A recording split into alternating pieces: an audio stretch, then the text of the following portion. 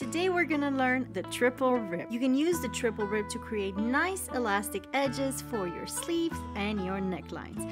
But there are many very different variants on our YouTube channel, so remember to subscribe. Starting with the first row, we're gonna be knitting 3 stitches and purling 1 stitch alternately. During round knitting, remember that the stitches need to be divisible by 4 so that the pattern can come together when the work is closed. So what we're going to be doing is we're going to be knitting 3 times.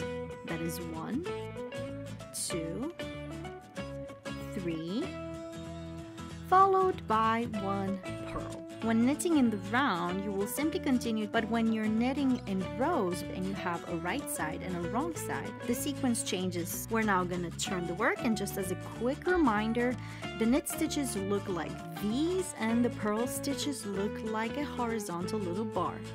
So what we're going to be doing now is that we're going to be knitting on top of the V's and we're going to be purling on top of the horizontal bars.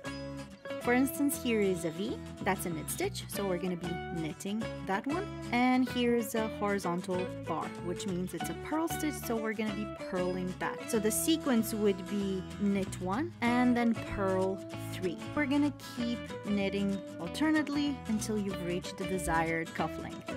Here's the stitch sequence once again. There are 3 columns of knit stitches, recognizable by their V's, and 1 column of purl stitches that look like horizontal bars. Thank you so much for watching. See you guys next time. Happy knitting!